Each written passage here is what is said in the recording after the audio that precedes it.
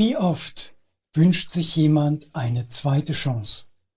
Einfach nochmal von vorn beginnen, ohne die Belastung durch alles, was man erlebt, gesagt und getan hat, wovon man überzeugt war und worin man sich so getäuscht hatte. Reinen Tisch machen. Dann darf ich mich der Person, die ich so verletzt habe, vielleicht wieder annähern. Viele Menschen wissen, wie man das anstellt. Anderen fällt es unendlich schwer. Sie tragen das Geschehene mit sich herum und lassen sich davon niederdrücken. Bevor sie auch nur irgendetwas unternehmen, hören sie innerlich schon höhnisches oder verbittertes Lachen und Vorwürfe und sehen, wie der andere sich abwendet oder gar zum Angriff übergeht. Wissend, wie übel der Versuch für sie ausgehen könnte, unterlassen sie ihn gleich ganz. Doch das alles spielt sich nur im Kopf ab. Ausgehend von dem, was man erlebt hat, rechnet man hoch auf das, was man erleben wird. Könnte es nicht auch ganz anders ausgehen, wenn ich von etwas anderem ausgehe? Jeder Neubeginn erfordert eine Neuorientierung. Erst wenn man in der Lage ist, einen anderen Verlauf der Dinge für möglich zu halten, wird man auch bereit sein, ihn anzustreben. Dafür muss man Altes loslassen und Neues entdecken. Und für diesen Zweck gibt es eine Reihe von 7 Orchidee-Essenzen, die uns mit der Energie versorgen, die uns das ermöglichen soll. Wie anders könnte das Leben verlaufen, wenn es uns nur gelänge, den Ballast unserer Gedanken, Überzeugungen, Erwartungen und Vermutungen abzuwerfen, loszuwerden. Das erste Set der Orchidee-Essenzen heißt die ideale Reise. Thematisch orientiert es sich am Bild einer Reise, auf der es wie immer im Leben auch mal holprig zugehen kann, man die falsche Richtung einschlägt und zurückrudern muss, wo einem Gegenwind ins Gesicht bläst und es richtig schwierig wird. Das findet man vielleicht nicht ideal, aber es folgt einer inneren Logik, die der persönlichen Entwicklung bestmöglich entspricht. Das Äußere ist selten fehlerfrei. Niemand ist durchgängig gesund. Jeder erlebt Rückschläge, Verlust und Konflikt.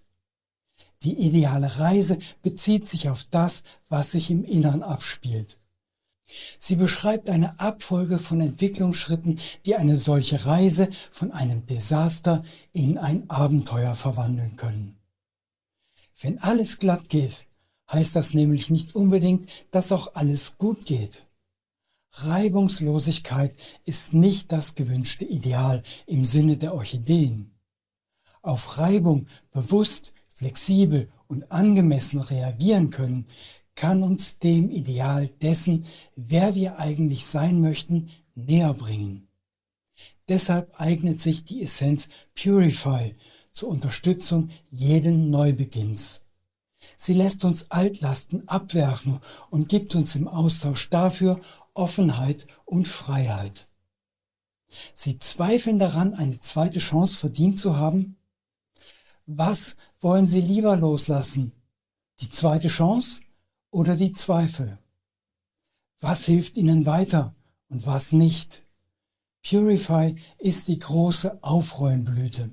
Sie macht klar Schiff im Innern, lässt aussortieren, was nicht mehr von Nutzen ist, erleichtert, entlastet und erhebt. Wenn Sie Purify nutzen, werden Sie nach einer Weile merken, dass Sie unbefangener an die Dinge herangehen, die Sie zuvor noch einschüchterten oder die Sie sich nicht zutrauten. Geben Sie der Blüte ruhig etwas Zeit, so wie Sie sich selbst auch etwas Zeit geben sollten. Alle Veränderung benötigt Gewöhnung. Sonst fällt man wie von einem unsichtbaren Gummi gezogen in die alten Verhaltensweisen zurück. Die fühlen sich einfach vertrauter an. Wenn Sie dieses Phänomen in sich selbst bemerken, auf der einen Seite ist Erleichterung, andererseits fühlt sich jedes neue Verhalten irgendwie seltsam oder unpassend an. Dann ist es Zeit für den folgenden Schritt, der von der Orchidee Discover unterstützt wird. Statt in alte Muster zurückzufallen, motiviert Discover dazu, auf Entdeckungstour zu gehen. Das Alte kennen Sie ja schon, es läuft Ihnen nicht weg. Das Neue hingegen kann auch ohne Sie stattfinden, wenn Sie es einfach ignorieren. Discover erweckt in Ihnen den Entdeckergeist, die kindliche Neugier. Die Blüte lässt Sie auf Neues zugehen, statt ihm auszuweichen. Vielleicht bietet es Ihnen etwas Wertvolles, Nutzbares oder gar Faszinierendes an. Wenn Sie die Augen davor verschließen, werden Sie es nie erfahren. Haben Sie die Neigung, dem Unbekannten aus dem Weg zu gehen und verpassen Sie damit gute Chancen?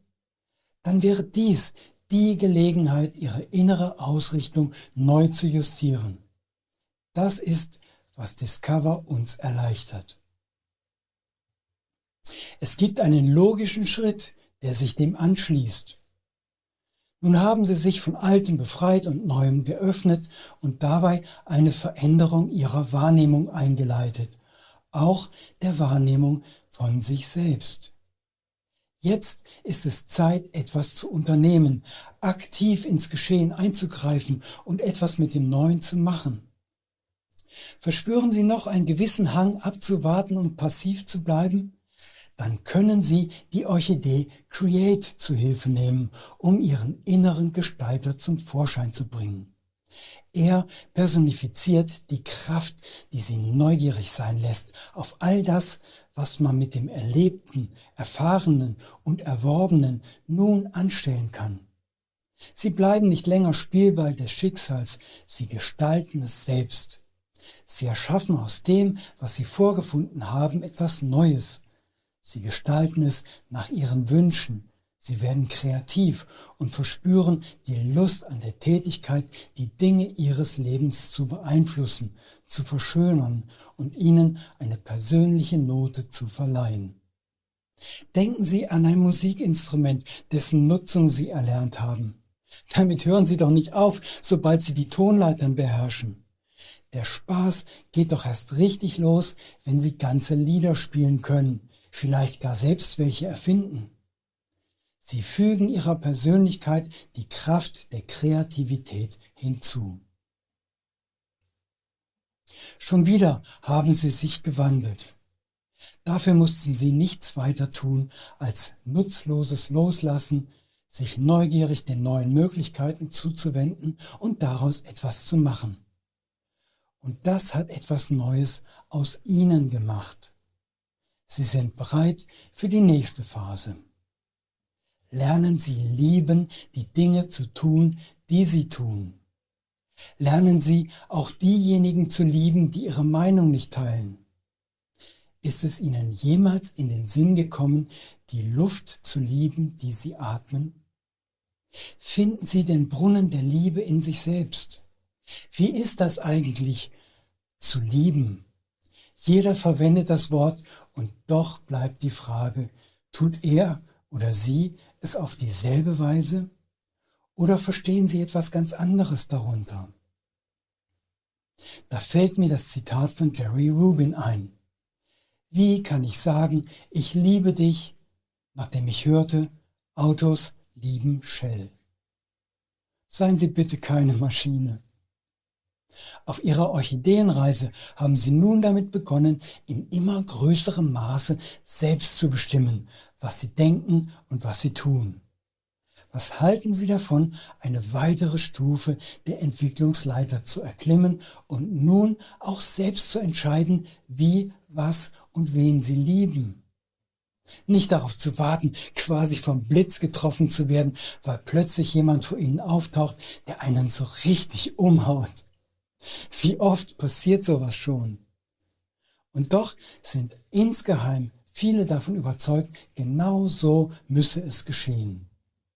Das Einzige, was Sie dann tun können, um Ihre Chancen zu erhöhen, ist beispielsweise Partnerschaftsportale zu besuchen und sich dort unzählige Porträts anzuschauen.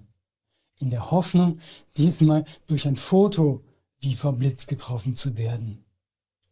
Das lässt Sie in der Passivität verbleiben. Sie haben immer noch nicht damit begonnen, sich selbst zum Blitz zu entwickeln. Die Orchidee Love lässt uns entsprechend einen ganz anderen Weg gehen. Sie lenkt den Blick nach innen und lässt die Liebe dort finden. Dann kann man sie stärken, gleichsam überquellen lassen, sodass man bis über beide Ohren strahlt wie ein frisch Verliebter. So werden sie einerseits unabhängig vom Zufall, der eine liebenswerte Person auf ihren Weg schubsen soll. Es nimmt ihnen andererseits die Verzweiflung aus dem Gesicht, die andere so leicht zurückschrecken lässt. Love lässt erkennen, dass Lieben etwas Aktives ist. Man muss es selbst tun.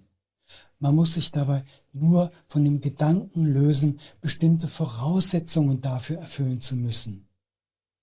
Aber für den Fall der Fälle hinderlicher Restablagerungen in der Seele haben wir ja noch ein paar Tropfen in der Purify-Flasche übrig gelassen. Sie werden von der Liebe im Außen unabhängig, wenn sie die Liebe im Innern ihr eigen machen. Bereit für eine neue Erfahrung? Die könnte Ihnen Enlighten bescheren. Diese Orchidee lässt sie weiter aufblühen. Sie strahlen ihr Wesen nach außen und inspirieren ihre Umwelt. Sie entdecken plötzlich Dinge, die ihnen nie zuvor aufgefallen sind. Das geht übrigens auch anderen so, die entdecken nämlich sie. Inspiration ist keine Einbahnstraße. Inspiration kann gegenseitig funktionieren. Enlighten bringt Licht in bisher schlecht belichtete Teile des Lebens. Man begreift, wie alles zusammenhängt und wirkt, wie die Teilchen ineinander greifen und welche Rolle sie selbst im großen Ganzen spielen können. In diesem Licht können Sie Entscheidungen treffen, die mit Ihrem Wesen und Ihrer Liebe in Einklang stehen. Bevor wir zur Abrundung der idealen Reise kommen, soll ein weiterer Schritt noch erwähnt werden. Stellen Sie sich vor, all die genannten Erfahrungen gemacht und Fähigkeiten und Eigenschaften erworben zu haben. Wie wäre es dann mit ein bisschen Feinabstimmung? Gelerntes wird ja ab einem gewissen Punkt innerlich unbewusst. Wenn Sie einen Text lesen, müssen Sie sich nicht klar machen, was die einzelnen Buchstaben bedeuten, wie ein Schulanfänger das tut. Sie lesen einfach, mühelos und flüssig. Solange Sie über gewisse Abläufe und Maßnahmen noch nachdenken müssen, sind Sie nicht im Fluss. Stattdessen kann es gelegentlich ein bisschen hakeln. Es ist nicht schlimm, immer mal eine kurze Besinnungspause einzulegen, aber flüssiger und eleganter geht es mit Hilfe der Flow genannten Orchidee. Wenn Sie deren Hilfe in Anspruch nehmen, kommen Sie in einen Fluss. Die Dinge laufen gleichsam spontan ab. Sie denken nicht mehr groß nach, sie handeln, und zwar im Einklang mit Ihrer neu etablierten inneren Steuerung. Wenn Sie Ihre Fertigkeiten so verinnerlicht haben, dass Sie sie intuitiv anwenden können, dann erfolgt ein Handgriff wie von selbst auf den nächsten. Sie folgen einem inneren Kompass, ohne es selbst zu bemerken, und können Ihre Aufmerksamkeit ganz auf Ihr Tun richten. Das Nachjustieren bestimmter Abläufe erfolgt wie bei jeder verinnerlichten Handlungsfolge ohne Zutun des Bewusstseins. Sie vertiefen sich in das, was Sie tun, wie ein Künstler, der ganz in seinen Schaffensprozess versinkt und nicht hört, wenn jemand an der Tür klingelt. Es stellt sich ein Gefühl der Euphorie ein. Man vergisst die Zeit und möchte gar nicht mehr aufhören. Das ist das Flow-Erleben. Sie sehen, bei der idealen Reise geht es um die Vorbereitung, die innere Ausrichtung und das Training für diese Lebensreise. Sie markiert eine innere Entwicklung zu Selbsterkenntnis, Selbstbewusstsein und Selbstbestimmung. Was jetzt noch fehlt, ist das Tüpfelchen auf dem i. Die dazu geeignete Orchidee heißt Complete. Sie hilft beim Durchschnaufen, beim Hinsetzen, Pause machen und auf das Erreichte zurückschauen. Die Abrundung des Prozesses, nicht das Ende, denn jedes Ende markiert ja auch wieder einen Anfang.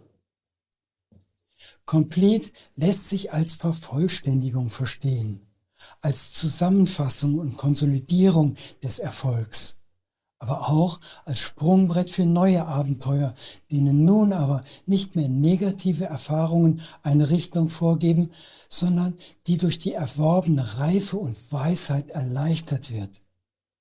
Complete lässt das Gelernte als Ganzes begreifen. Wohin hat mich meine Reise gebracht?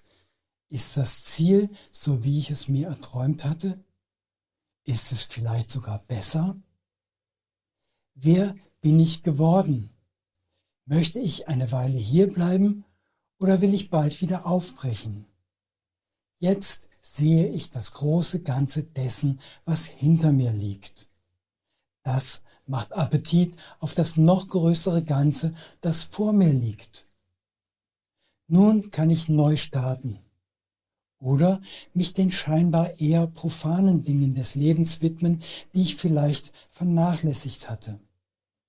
In diesem Falle könnte ich mir die Orchideen des zweiten Sets anschauen, denn diese behandeln die Themen des täglichen Lebens und geben ihnen einen neuen Sinn und eine neue Perspektive.